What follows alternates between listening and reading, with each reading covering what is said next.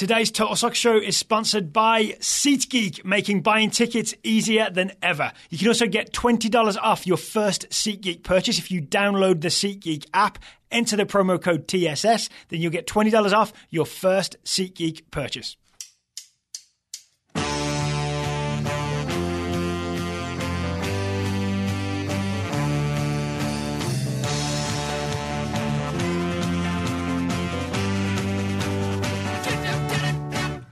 Hello and welcome to the Total Soccer Show. My name is Daryl Grove and I'm joined by a man who always checks in at the Overlook Hotel. His name is Taylor Rockwell. Hello. Hello. That's outstanding. I don't know which character I'm supposed to be, but I'm terrified no matter what. You are clearly Jack Nicholson. Okay. Yeah. That's fine. The look in your eyes says Jack Nicholson. Mm-hmm. the manic scribbling on my notepads also, maybe? Today we are doing not a Shining special. Unfortunately, we're doing Overlooked stories. That's been done. Yeah. Overlooked not by the rest of the world, not by our listeners, but by us. By us. So stories that we sort of maybe haven't focused on, haven't given enough attention to recently. We've tried to sort of get them all into one show and have a good chat about the things that we've missed out on. I like it. I'm excited to do it because I ended up reading about a lot of stuff that I would not have otherwise read. I see a lot of bullet points over there. There are. Yeah. You know me. I like a bullet point. I do know you do love a bullet point. Yep. All right, so I'm going to invite you to go first, Taylor. What's your Overlook story you want to chat about? Strangely, we talked about it on the last show, but I think it's worth going back to, is Wolverhampton. No way. It's really been a thing. It's really been a thing that we haven't talked about as they've been progressing through the season, looking more and more likely to be promoted, and now ceiling promotion. We've like referenced it here and there. We've alluded to it, but we haven't really gotten into like what they've done, who they are, and kind of the situation that is Wolverhampton. So for anyone who doesn't know, so I'm a Wolves fan. So that's one of the reasons why I think you're mentioning that. So, but it's also one of the reasons maybe we haven't talked about them as much. Do you think if a team had done what Wolves have done this season and neither of us supported that team, would we have mentioned it more or not? Yes, you think so? Okay. I think so because with anything, if your team is doing like crazy good things, number one, maybe there's a little bit. I know you're not very superstitious, but you're a little stitious, not superstitious. Thanks, Michael Scott. That you don't want to jinx it, but it is also like it can feel a little bit like a weird humble brag where you're the one who keeps bringing up your team. I would never do such a thing, but I know you wouldn't want to do that. And so, I think if it were some other squad, if it was Cardiff doing this, we'd probably be talking a little bit more about Cardiff. I don't know if we maybe would. Not Cardiff. I'm not sure we look down into the Championship that often, right? Because we're so focused on the Premier League and Major League Soccer and the US men's national team, and Wolves don't have any of those things. No, you're absolutely right. I think the difference is that we usually only look at the Championship at the start of the next Premiership season to see who's come up. The difference here is that anytime there's a team that has kind of like gone on the run that Wolves have and looked as strong and solid as 95 they have. 95 points at time of recording. Not bad. So what do you want to talk? In what way do you want to talk about them? I'd like to talk a little bit about what they've done, and then like to talk a little bit about how they've done it, because I think people might be interested in Wolverhampton if they're new or relatively new to the game. They might not be familiar with them, and I do think it is going to be a popular club. Because they maybe for Americans to support next season? I think so. Yeah. I mean, yes, they don't have any Americans, as you said, but I think they have one in the academy, maybe a youngster. Oh, I forgot his name, but he's a U18. There we go. But I think that they're an exciting team who play exciting soccer with an exciting coach and a lot of exciting young players. Again, we'll get into why that's the case. And I'm not kidding. I think this factors into it. They've got a cool logo. It's a very cool logo. It's a great logo, right? Yeah, all right. So do you want to hear my worries about Wolves, or do you want to look back at the Championship season? Let's look back first. Okay. Where you want to start? Basically, I just want to, if we could do a kind of just a quick overview. Say people want to know what Wolverhampton have done and maybe what they'll do next season. Obviously, we'll talk about them more next year. But for now, getting into the tactics of it, do you want to go into it, or would you like me to give my estimation? So I'm also aware we've got a lot of stuff to get through, right? So I'll give you the brief version of it, if that's cool with you. So 3-4-3 as a dogma / religion for most of the season, right? The thing I noticed massively about Wolves is they possess the ball on the floor and swing it from left to right as often as is humanly possible. They will constantly go from left wing back to centre back to right wing back, through midfield, back to the left side, back to the right side. And if you saw the goals of the weekend, Wolves beat Birmingham 2-0, big derby win, and a bit of a celebration because they were already promoted before the game. You saw the first goal was exactly that. They swung it back and forth a couple of times, and that opened up space as Birmingham shifted over to one side, to the other side. It opened up a gap. Roman Saiz was able to send Matt Doherty down the side. He crossed it in, and I think Diogo Jota finished 1-0 to Wolves. Mm-hmm. So that's the strategy, I believe. Yep. Possession, move you left and right until a gap opens up. And this is not necessarily... It's like in science, when you sometimes shake something to sort of loosen it up. Yeah. I mean, science or common sense. That's my go-to when something isn't working. First, I shake it, and that usually breaks it more. But yeah, I think it's been interesting to me to learn a bit more about them, just to see. And maybe, what's the tactical video that you sent me? Oh, Tifo Football did a very good job of explaining it. Wanted to give them credit for that. Maybe this is something that all teams do when they play this 3-4-3/4-5 or 5-4-1 system. But it was really fascinating. When things are bad, it's 5-4-1. Yes. When people are shuffling back. Yeah. But just to see the way they transition from defense to attack and how they collapse but then break from left to right or right to left, where they get everybody behind the ball with an emphasis on winning it in the channels, but have no problem then really quickly swinging it to the other channel. It's, in my mind, sort of reminiscent of what Man City have done so successfully this season. So that comparison is apt, but obviously at a different level. And this is what concerns me. Okay. So Connor Cody, who's like the centre back, can spray the ball, swing the ball left and right in the Championship. Ruben Neves has been brilliant in central midfield at doing the exact same thing but farther forward, because it's harder to do farther forward because there's more pressure. I worry that you might try and do that against Tottenham and Dembele knocks you over. Well, you know what I'm saying? That's why I think it becoming a 5-4-1 is so essential, that it's not just, this is a team that is 100% focused on attack, and if they're not attacking, then they're losing. I think it's a team that can very quickly be defensive when the situation calls for it. It's also probably a team that is going to, maybe under the radar, try to, but I think they're going to strengthen considerably in the summer, and so maybe they'll be better equipped for that come next season. That will be interesting to me to see who stays and who gets sort of knocked down the pecking order. There were rumours today of Jack Wilshere joining Wolves, which it seemed like an odd move to me. You could see him as maybe a Ruben Neves replacement as opposed to complement, because normally the guy alongside Ruben Neves is a bit more physical, right? It's like Ndiaye, who's a big dude who's a bit more physical than, say, Jack Wilshere is. I mean, he can be physical. He can be tenacious and feisty. He can't be 6'2", though. Well, that is true. That's not a thing he can do unless he's running lifts. I don't think that's going to work out for them. But so I mean, I think I'm with you. I am very up on Wolverhampton. Maybe that is because you are a fan of them, but I think they're going to be just fine. I think they're going to make waves next season if they keep doing what they've been doing. But that's the question, is will they be allowed to keep doing what they've been doing? Okay. So which is the other part of this. Do you want to talk about the way Wolves are set up and whether that's okay or not? I do, because I think I was, maybe through ignorance, a little dismissive yesterday when you were saying the FA are going to look into it. And I was sort of they always do. And reading more about it, it's okay, they're probably going to look into it.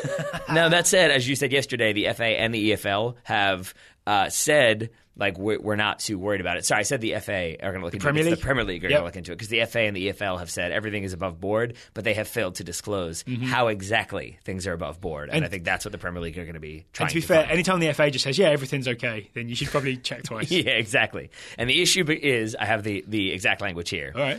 FA rules prohibit owners from also owning a stake or having an interest in an agency. Similarly, agents are prohibited from having a material influence over the affairs of a club. Now, the issue here, of course, is George Mendes. Yep. George Mendes, I think his agency is Gestafute, however you pronounce that in Portuguese. But essentially, not like that is my guess. Yeah. And basically, it was last summer that Fosun, who's the ownership group who own Wolverhampton, or Wolverhampton Wanderers, that is, admitted they had a percentage stake in George Mendes' agency. So the question then becomes, how can an owner have a stake in an agency and still own a club? The answer is because they're saying, well, we don't actually own it. Our owner owns another company who owns that. Yep. So we'll see what loopholes are permitted, and I'm guessing they will all be permitted because that's kind of the way the Premier League works. But it is an interesting wrinkle in a very successful season. Here's what I see happening is, if it's found that is not okay, then sort of some paperwork and some ownership will be moved around and it will become okay. Yeah. That's the depressing reality of what's legally possible these days. The thing is, I don't find it depressing. And I think it's because so often... I meant in a sort of global, the way the world works. Oh, yeah. Well, that's true. But I think so often it's massive clubs that sort of benefit from this sort of financial wheeling and dealing. And maybe it is because they are your team. I'm a little bit more it's better that other people get to benefit from it. Well, I mean, why not? I mean, and it is sort of the reality of the game that we all want it to be 11 Englishmen, succeeding and pulling themselves up and being this great team. 11 well-paid Portugueses. Or 2 Englishmen. yeah, exactly. So I think I am more okay with it maybe than you are, probably because it is your boyhood club who maybe had different approaches to the game in the past. But for now, they're back in the Premier League, and I'm guessing that's what you are primarily concerned with. I am. And also for me, so I've seen them go up into the Premier League twice now. Yeah. I have both times seen them go up into the Premier League and just scrap for survival.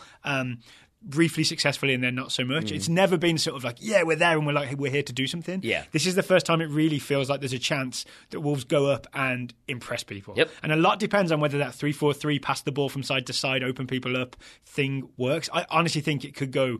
We could have like a stunning, incredible, exciting start to the season. Yeah. Or you could find out really early on that this doesn't work against the big boys.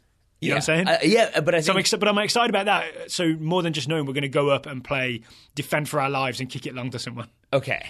I'm interested in what you've just said because now I have... We should move on for other overlooked topics as well. I have a thought and a question. Number one is that I think anytime a team gets promoted, it's always going to be difficult. Mm-hmm. Like you're never just going to be like, top 4, easy, unless you're playing like Championship Manager, Football Manager, or whatever. But I think you're right that the mindset is probably different where it isn't going to be like, we're scrapping and I hope we can do it. It's more so like, I think there are some expectations that they're going to be just fine. Mm-hmm. It's a different type of pressure. With that in mind, my question for you is this. I remember seasons past when Wolverhampton were in the Premier League, and you always said before the season started, I would take 17th right now if you offered it to me. My question is, no. There you go. That answers that. Yeah.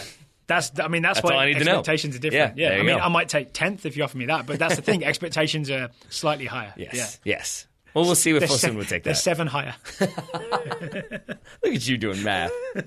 All right, what do you feel we overlooked, Dale Grove? Okay, so this is weird because we talk about MLS almost every week. We haven't yet talked about Ja'Cory Hayes at FC Dallas. Are you familiar with Ja'Cory Hayes? Nope. So he's a 22-year-old midfielder. He's essentially stepping in for Kellen Acosta, who's still out with that sports hernia. I think he had surgery on it about a couple months ago. Ja'Cory Hayes, 22, straight into centre midfield at FC Dallas, and he's been lighting it up for the start of the season. And the reason I wanted to sort of mention him on this overlook show is he's been consistent throughout the first few games of being this sort of little American guy in central midfield for FC Dallas who takes really good care of the ball and makes very smart decisions. And this past weekend against New England Revolution, he's added goal scoring to his repertoire. So Ja'Cory Hayes is suddenly this name who, one, should have been in the scouting network as of last season. We didn't put him in there. And two, is now scoring goals in Major League Soccer. He has literally been overlooked because he's short and because we only recognise tall people on the Total Soccer Show. Obviously. No, I mean, he's been overlooked by us in our MLS review, so I wanted to get his name out there. It is the kind of difficult thing when you're trying to cover all the different leagues. I found this when I was looking into some of the teams that have already won or are in competition for their respective domestic leagues, that you focus on the names you know and not the names you don't know. Yep. And so if Kellen Acosta had been doing what Ja'Cory Hayes has been doing through the first few weeks of the season, we would have had our eyes on him because we already know Kellen Acosta. And I know different positions, but Reggie Cannon, Paxton Pomacau, I look for those names because they're in the scouting network or we've talked about them before. Them I know, and I might just gloss over I'm sure he's been there for a while. He's probably 27, and then you don't know that it's it's another very exciting youngster. And the reason we've overlooked him is because he's not sort of Dallas Academy homegrown player guy. He went to Wake Forest and played 4 years and then was drafted 18th overall. That's none of those things make you go, that's a name we've got to watch this season. Not so much now. But it's a reminder that in Major League Soccer, sometimes those guys pop up and impress in this league. All right. So Ja'Cory Hayes. Yes. No longer overlooked. No longer literally or overlooked. figuratively. Yeah. So mine was shorter than yours. It was. In more ways than one. Yeah. Mine maybe will be short. We'll see. Because I also want to talk about Bayern Munich getting a new manager. Because this is one that I genuinely, until I think I listened to On the Continent and they were talking about it, or maybe it was Football Weekly, when they were talking about the new manager, and I said, it's Julian Nagelsmann, right? That's just done. That was done a while ago. I just assumed that had happened. I was incorrect. It is Niko Kovac, currently the manager of Eintracht Frankfurt. Correct. Yeah. Yes. Who are 4th or 5th in the Bundesliga right now? They're around there. Yeah. I mean, and so that's part of the reason why he has gotten this job. But the major talking point is essentially that they have come out. I think Uli Hoeneß has come out and said he was our number 3 choice. Hoeneß tried to convince Thomas Tuchel, right? Well, and Jupp first Hunes and Karl-Heinz Rummenigge wwent after Jupp Heynckes, who is the current Bayern Munich manager. They wanted him to stay. And it sounds like essentially had this idea. They were split on if it was going to be Tuchel or Nagelsmann. I think they probably ended up deciding, okay, it'll be Tuchel, but we'll try to get Heynckes. They couldn't get him, and they couldn't get him, and they couldn't get him. And it seems that by the time they approached Thomas Tuchel, he said, I've already committed elsewhere. That elsewhere has not yet been confirmed. I have a theory about where it might be. Oh, let's talk about that then. All right. I didn't believe it at first. I have a feeling he's going to be the PSG manager. That makes sense. And I know that there's a lot of stories linking him with Arsenal and Chelsea. I know lately it has been PSG. And at first I thought it's probably going to be Arsenal or Chelsea. But if you look at when they would have tried to contact Tuchel, it would have been in like mid-March, mid to late March. And by then he said he had already committed. PSG knocked out of the Champions League in early March, and that might have been enough for them to think, this isn't going the way we want it to. We're going to look elsewhere, but we can't yet fire Unai Emery, so we're going to hold off for now, but we're going to look at Thomas Tuchel. So PSG going to saddle Thomas Tuchel with a bunch of big-name players, and then he's going to try and implement some sort of pressing system. Yeah. And it's not going to work. It's not going to work. That's my preview for PSG think about next season. Think about the Dortmund teams of Thomas Tuchel. You didn't have – Pierre-Emerick Aubameyang is a big-name player, but he is not – 8 big-name players. He became a big-name player exactly. at Dortmund. So that will be very interesting. So Julian Nagelsmann ruled out, and basically then they were just like, okay, Niko Kovac, why not? And I mean, and it is a case of he's still a very good manager. He's a young manager. He has experience.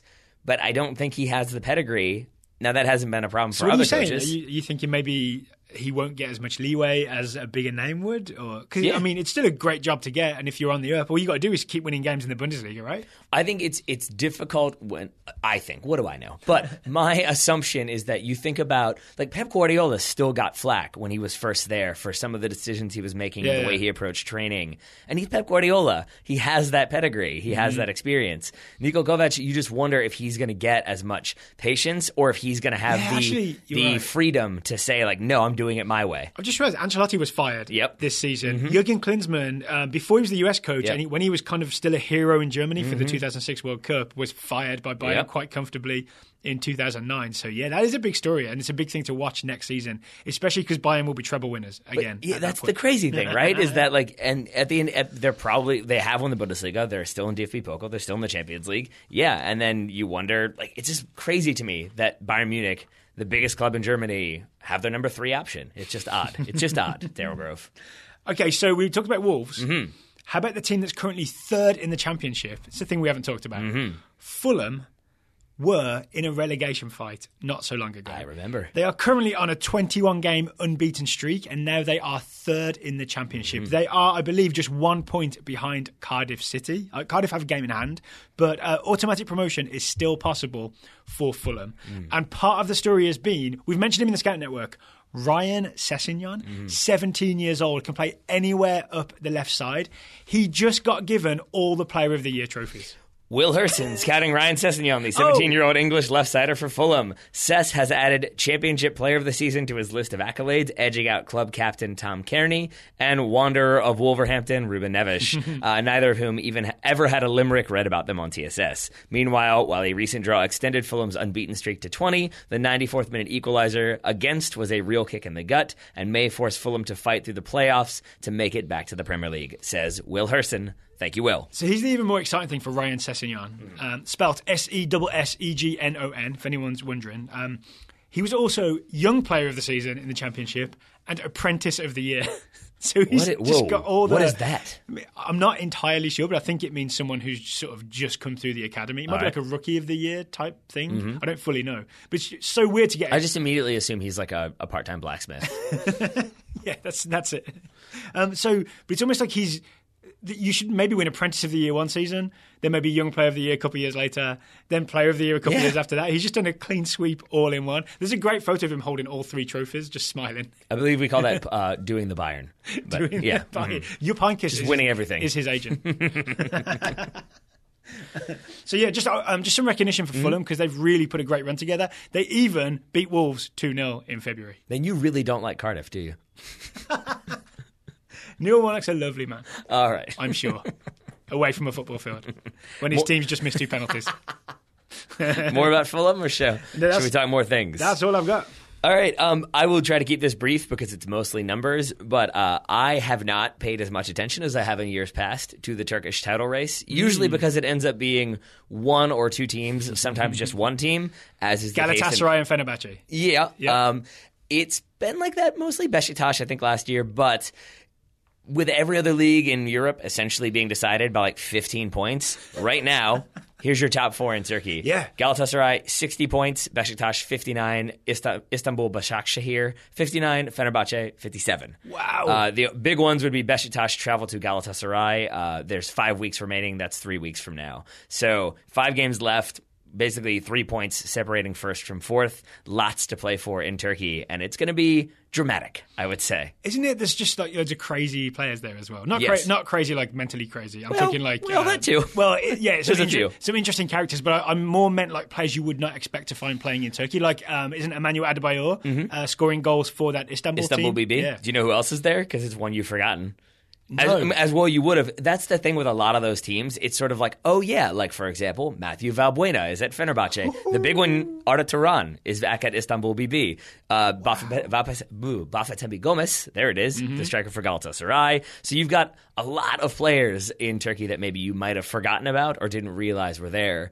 Again, making it a very exciting league to keep an eye on, and you can, I think, do so via beIN Sports. Oh, can you really? Mm-hmm. I think they've got some Turkish Super League games. I haven't seen any on there. Maybe they've got the Turkish like highlight shows. I'm not gonna co-sign that because I mean, obviously, I haven't been watching, but somewhere on the internet anyway, right? If you need to find it. I want to talk about Gennaro Gattuso. Let's do it. We've mentioned him. I've got him too. You do? Okay, we've mentioned him here and there, right? But the old Milan midfielder took over as head coach of Milan in November 2017. Recently got like a new contract, very recently, right? Maybe a couple of weeks ago, got a new contract that makes him the full-time head coach until like 2020 or 2021. 2021. He has been fascinating. Yep. This is a coach who has his players hit him after the game. And I'm the reason I want to talk about it is I'm very confused by why everybody's so impressed with him, because even though there's all these slightly wacky elements, and definitely Milan seem to play with more intensity, is what everybody's been talking about, they're roughly in the same position as when he took over. Roughly, I think. They were 7th in Serie A when Montella was fired. They are 6th in Serie A after the Gattuso revolution that was good enough to earn him a new contract. So I knew that you were doing some research on this, so I'm interested to know, what has he done to impress people enough for that big contract? Well, so you're right from a number standpoint, but also don't forget that teams like trail away and the gap separates. So they might have like been in 8th if they'd stuck with Montella, but that might have been 8th with a gap of 40 points. The big thing that I spotted or saw, not actually 40 points, right? Probably not. But Milan have the third most points gained in the second half of the season. Oh, so Juve have 37, Napoli 30, Milan 28. So it has been a like decidedly good run in form. Yeah, he did go on an unbeaten run, right? Yes. Yeah. Not quite Fulham length, but pretty big. I think I read like 13 games or so. Pretty good. Yeah. The few things I saw, one of them was that Montella had tried to do a back 3, back 5.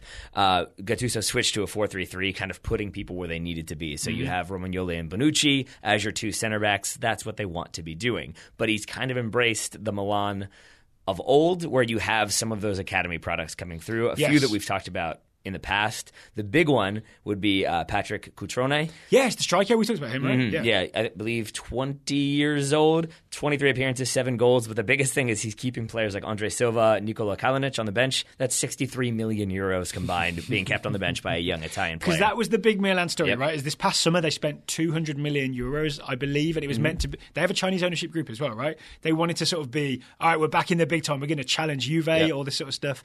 We're going to be the Wolves of Italy. Exactly. That's Roma, right? But then the logo is a wolf, the she-wolf. But then it didn't quite work out that way early in the season, and it seems like they've traded out this idea. This is me just looking at it from a distance, right? But they've traded out this idea of we're going to spend a load of money and then we'll be back amongst the big time too. We're going to almost re-embrace our roots in the form of Gattuso, who was obviously a legendary, sort of hard-working, really aggressive defensive midfielder, and sort of have him embody the club. And we're going to be successful that way. That's interesting, because I hadn't thought about it in that way, because they've kind of already gone back to the let's go back to a legend who will steer us in the right direction. Yep. Brocchi, Seedorf, Inzaghi. That has not worked. Yep. But I think maybe the difference, you're right, is that it's Gattuso who is known for being fiery. Mm-hmm. The other things I saw, to your point about the hard work, apparently the players asked him if they could do double training sessions because they felt like they weren't fit enough under Montella. So he is obviously going to be a person who's okay with that. One very telling quote I saw, a semi-expletive coming up, so just prepare yourselves. Regarding I'm braced.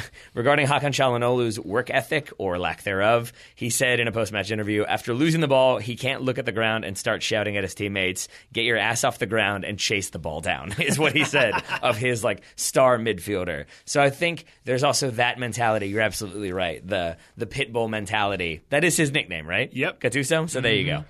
Also, the growl, I think, is what they call him. The growl. Well. Yeah. So here's another quote from him. "We're not Brad Pitt. We have to continue being as ugly as me and my beard, with dark circles under our eyes." Yeah. Hard work. That's what it does, man. So he's making Milan nasty again, essentially. I think so. And it seems to be working. The question, as always, is how long does that work before people get tired of it? That's interesting to me, Antonio too. Conte. So we'll see if that continues to work for them next season. But for now, it seems like it's going okay. I did wonder for a moment if this was shades of Paul Di Canio at Sunderland, where it was he's got it right. Let's give him the contract. Let's give him the keys to the ship.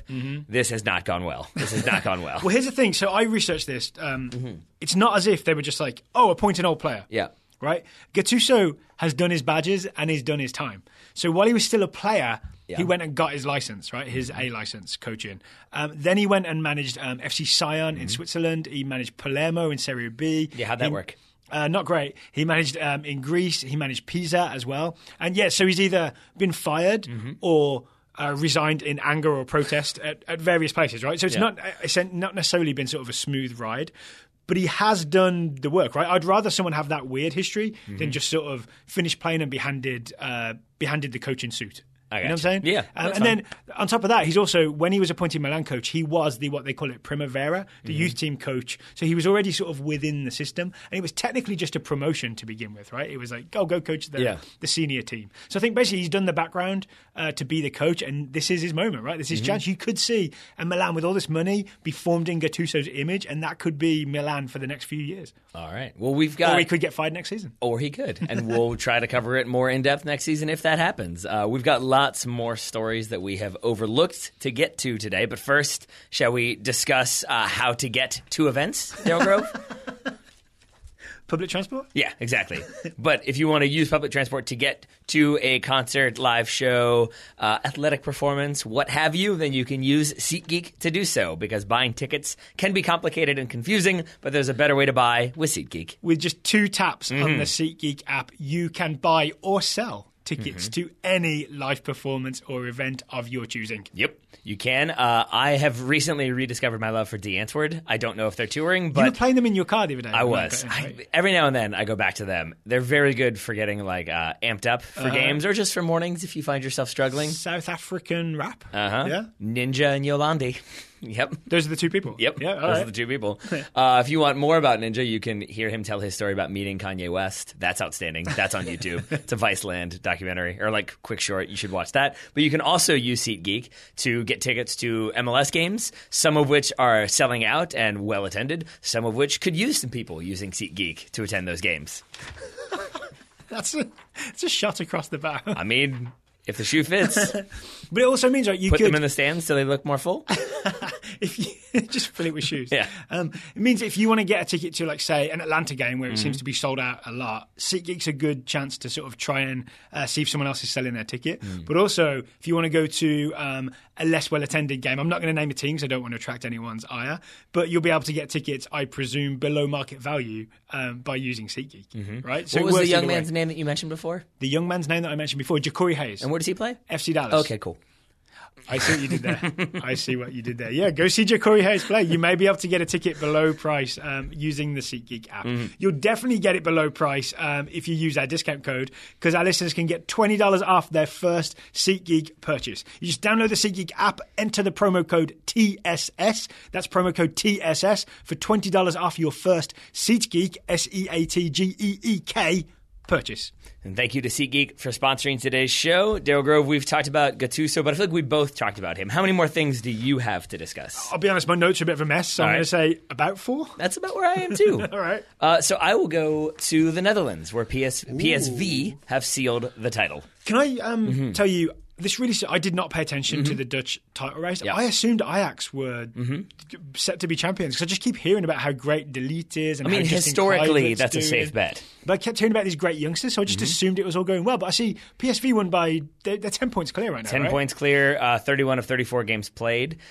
I think there's a few things that I like about this PSV team. Number one, I love that their manager is Philippe Cocu. Do you know who their youth director is? You may have seen the gif of him jumping around celebrating like a small child. Ruud van Nistelrooy is the youth director at PSV, where he played. As you said, they defeated Ajax 3-0 this weekend to seal the title. That's a pretty emphatic victory. Yep. But they're one where it really was a sort of like I focused on the names I knew, and then the more I read about the team, the more I learned about some people I did not know. Obviously, the one that I was really emphasizing was Hirving Lozano. Chucky Lozano has been their standout performer, or at least one of their standout performers.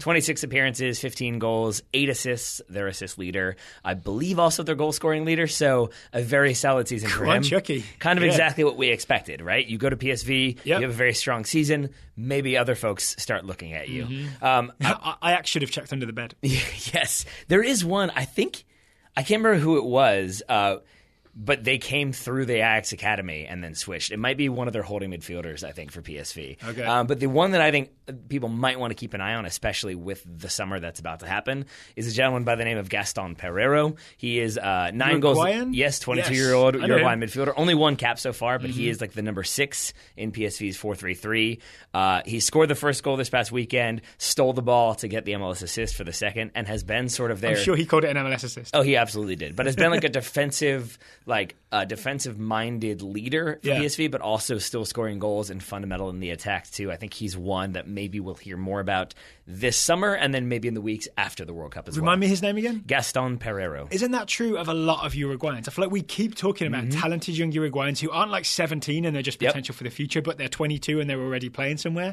and they're probably going to the World Cup, and we'll get a better look at Again, he only has 1 cap, so who knows if he'll end up going to the World Cup, but he seems like the type of player that will go, get some minutes, impress some folks, and maybe start getting linked with moves elsewhere. I also, I'm sort of testing my own knowledge here. I know 2 other PSV players. Luc de Jong, who didn't work out at Newcastle, but I'm going to assume scored a bunch of goals for PSV. 12 goals.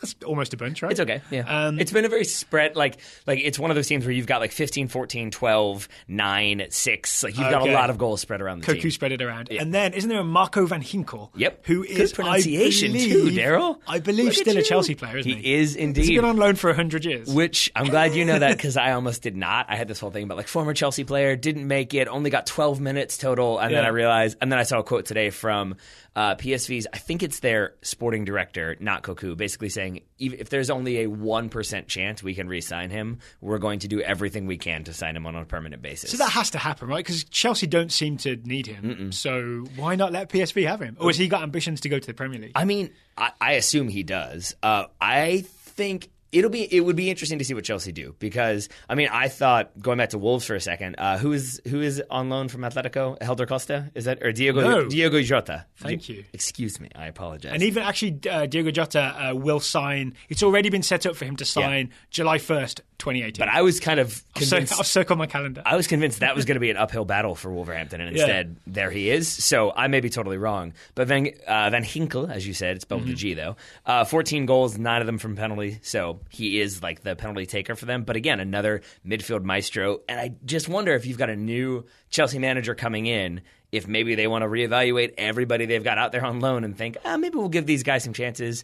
Or do they stick with the multi-million pound transfers that they already have? I mean, somebody at Chelsea Football Club could get a nice tour of the Netherlands. Yes. Go see Matt Miazga at Vitesse. Yeah. Go see Van Ginkel in Eindhoven. You could have a good wander around the Netherlands. Yes, you could. All right.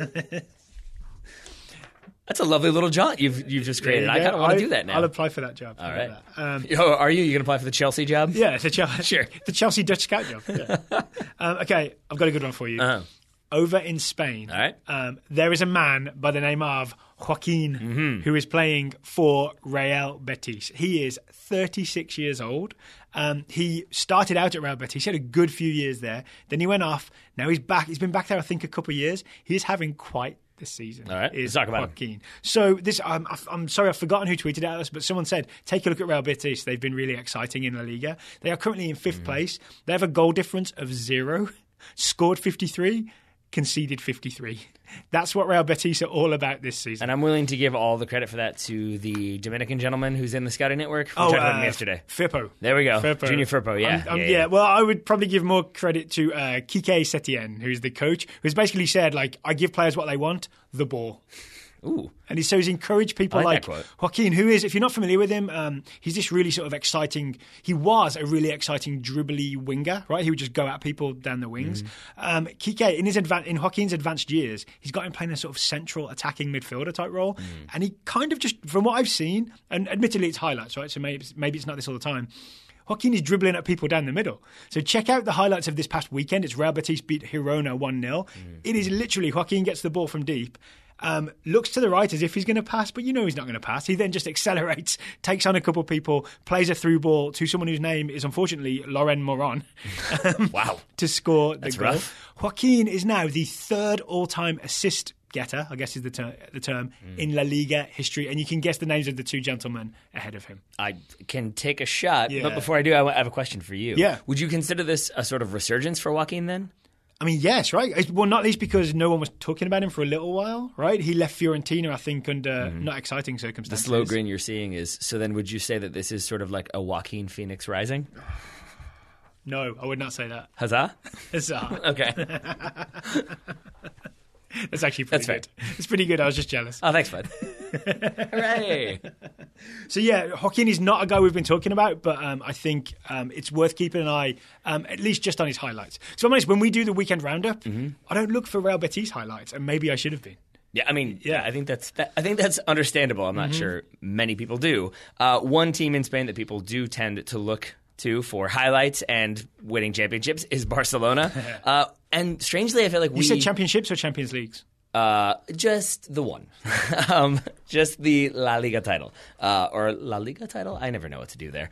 But in our talk of Barcelona, I feel like it's been a lot of Champions League and then Champions League elimination and players they've signed or players they haven't signed. And with that, I think maybe we haven't focused as much on what they've been doing to the extent that I did not realize that they were unbeaten, which again is kind of a shocking thing to admit, but it's been more so, and maybe it is when you're like looking at the weekly results, you kind of don't look at the overall table. And so that's something I've done, and I have been surprised both by what Barcelona have accomplished and what other teams in La Liga have accomplished historically. Because I was thinking, if they're still unbeaten, they've got to be close to like the record for points in a season. Nope. 82 points right now. The record is 100, set by Real Madrid in 2012 and Barcelona in 2013. So they won't be able to do that because I think they've got... Been a lot of draws, I guess? Yeah, I think so. Yes. 25 wins, 7 draws, 32 played, 6 games remaining, so they won't be able to get to... Oh, I guess they could get to exactly 100 now that I do the math again. So we'll see what happens there. If they win every single game, they could get to exactly 100. So what's the Catalan for Invincibles? We'll have to ask. I don't know anybody who's Catalan. Maybe we can let's just get Pep Guardiola on the phone real fast and ask him these things. But they're still in the Copa del Rey final against Sevilla.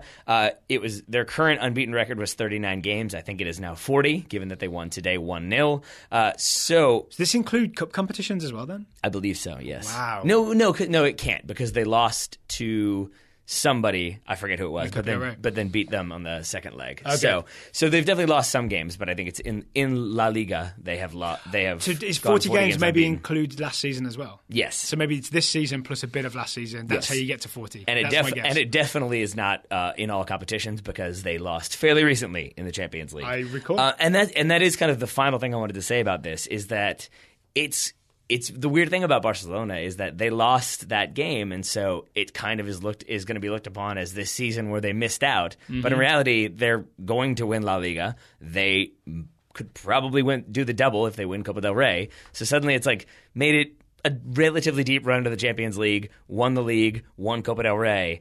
strangely still seen as maybe not as successful as it should have been. Can we talk about this? Sure. I think there's a weird, everything goes through the lens of the Champions League for teams where we don't follow the league week in, week out, right? And I would say the same for Pep Guardiola at Bayern Munich. Mm-hmm. To me, his time there is a success, right? That team was just dominant and almost unstoppable in the Bundesliga and kind of amazing to watch. And just because they didn't win the Champions League, there's no way for me to call that a failure. Same for Man City this season with Guardiola. And then there's probably a load of teams like that. And Barcelona being a really good example, right? So I know people are unhappy about the Champions League exit, but this unbeaten La Liga thing is massive. It is. But we're not celebrating it. We're not. And you're absolutely right. And it's something that I think I really haven't realized until right now, that it's really easy to dismiss what a team does because they always win. Mm-hmm. So say if you're Bayern Munich, they win the league all the time. But it's not like they just win the league all the time. It requires a good manager to come in and get everybody on the same page. Otherwise, maybe they struggle. All the best, Niko Kovac. Yes. So I think with that in mind, you're absolutely right that it's not something that should be overlooked. And congratulations to Valverde. Because only one team can win the Champions League. Other teams have to get knocked out at some point. Other teams can apply. Might not get to do it. All right, I'm going to take us back to the United States of America. Sure. Here's a story we definitely didn't talk about, but maybe should have, especially around the US soccer election. Yep. There's a chance for a big reform. There are 2 attempts right now to set up a Division 3 league in the United States, and both one has hinted at and one has promised promotion relegation. Okay. So we'll start with the most likely league. Just so everybody knows, Major League Soccer is Division 1. Right now, the USL is Division 2 sanctioned. NASL was Division 2. That really isn't a proper Division 3 in the United States. So when you say most likely, do you mean most likely to become D3 or do you mean most likely to establish relegation promotion? Most likely to exist. Okay. I'm going to start with the USL. USL is setting up D3 USL. So this would be the tier below the current USL. It would literally be called D3, the number and the letter USL, and it would be the 3rd tier league in the United States. They're going to launch in 2019. They've already announced 3 teams: South Georgia Tormenta FC, FC Tucson, and Greenville, which is in South Carolina. There's going to be a minimum of 8 teams. There's probably going to be about 12 teams when they launch, and they have heavily hinted that in the future, not at launch, there will be a connection between USL D3 and USL where teams will get promoted and relegated. Is a 12-team league not that... It seems pretty small to me. To start, right? It's to launch. And the idea is that these are going to be, they're specifically targeting markets where there is no professional soccer team, right? So they're not going to put an extra team in Atlanta or something like that. They are going to places like Tucson where there is no professional soccer right now. I'm weirdly excited about this because I think it's important to just have soccer where there isn't soccer, right? So to me, USL D3 is a big thing.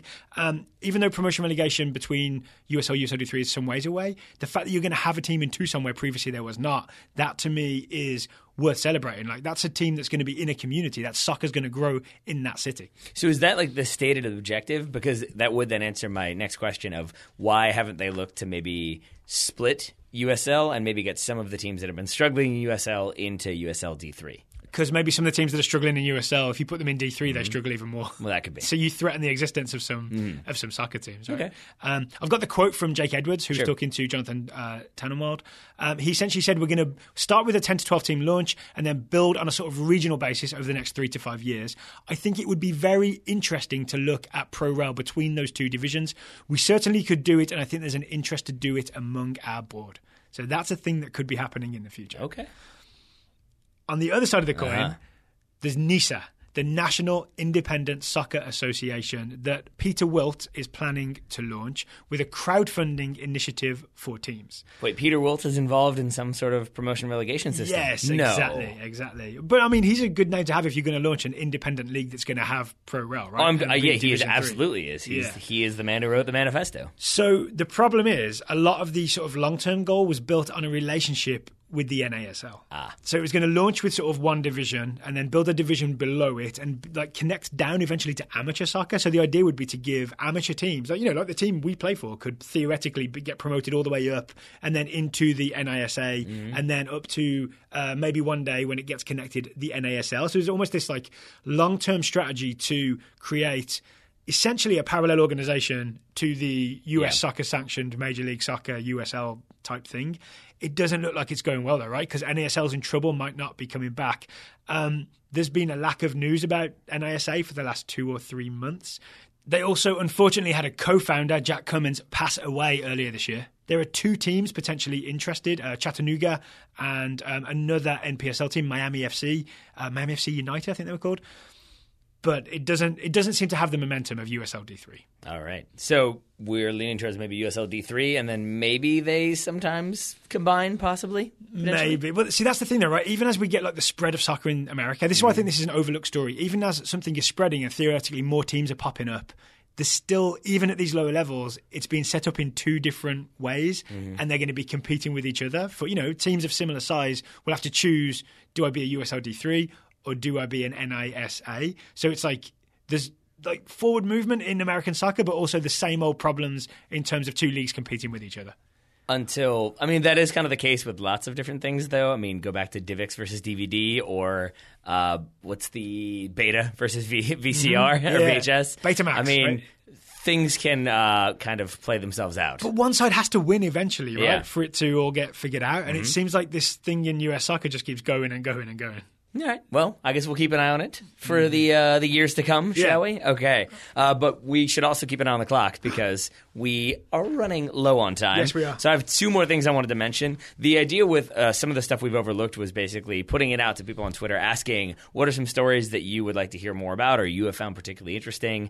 And then I got a whole list. I read through some. And one that really did kind of catch my eye and make me really fascinated was the Kristen Press situation. Okay, yeah. Because I knew that she had been traded. She didn't want to be traded, so she kind of sat out. I did not realize until today that she had signed for Göteborg in Sweden.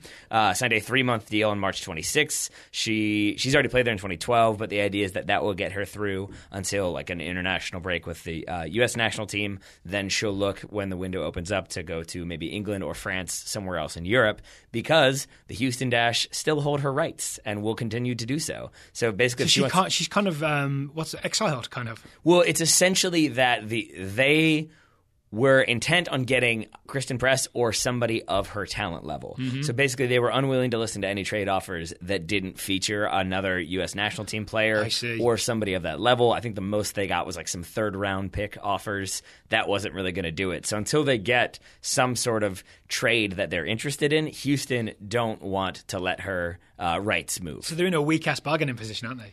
Yes, they are. Right? It's really hard to trade a player that everybody knows refuses to play for you. Then Kristen Press, who refuses to play for you, is not as valuable as Kristen Press, who wants to play for you. Yes. When you're trying to trade. Definitely true. That's why they're getting 3rd-round pick offers. This is true. Now, the thing that I found really fascinating is, so I knew that basically this was all because Carly Lloyd, who was playing for Houston, wanted to go back to New Jersey, which she eventually was able to do, playing for Sky Blue FC now. So Press was part of that trade. The thing I didn't realize is that after the 2017 NWSL season, Caitlin Murray of The Guardian wrote a good article about this. U.S. internationals were invited to list their preferences if they wanted to be traded. So they could basically say, here's where I want to go. I don't want to go there. And most of them got their way. Sydney Leroux, Crystal Dunn, Carly Lloyd, Ali Long, Kelly O'Hara all got moves. Kelly O'Hara's was maybe not one that she anticipated, but she ended up getting a move. Yeah. So I think that also further explains for me why Kristen Press was so upset, because she wanted to move to the West Coast. And I knew that story. I knew that other people were getting kind of moves, but I didn't really connect that was all a coordinated plan. I just thought Sydney Leroux was a big enough name to say, I'm going to Orlando, let's make that work. I didn't realize that U.S. Soccer, because they're paying the salaries of those national team players, have a vested interest in keeping them in the league and keeping them happy. Yep. So they try to accommodate. And so when you look at the players who did, and then you think, if you're Kristen Press, you're looking around like, wait a minute, everyone is happy but me. Yep. No, I'm not buying into this. It's like there's a big game of musical chairs, and she was the one left standing, right? Yeah. So she was like, all right, I'm going to Sweden. Yep, pretty much. I mean, and like she went to Houston, she saw their facilities, she never showed up for training. It just wasn't for her. And It seems like she is going to hold out until she can move where she wants. She Lee Wind it. She did. Except that if her goal is to get to the West Coast, she's going the opposite direction. She's going the opposite of sunlight, right? Yeah. Take some vitamin D tablets with you. Yeah. That's fine. They're set up there, or tanning beds or something. So I know we have to get to soccer practice. Yeah. Do we have time for more? Yeah. We do? I don't know. Do we? Not really. Okay. Not really. No, I'm looking at the clock. All right. I'm thinking we should actually wrap it up and maybe pick up some of these tomorrow. Sure. That works for when me. we also hopefully review the first leg of the CONCACAF Champions League I like that final. Feel good? Mm-hmm. All right. Then Taylor Rockwell, thank you for taking the time to talk to me today. Thank you, buddy, and thank you to the 15 or so people who sent in scouting reports who we do have in front of us. We will get to them tomorrow, as well as a few other ones. We apologize profusely. Listeners, thank you for listening, and we will talk to you again tomorrow.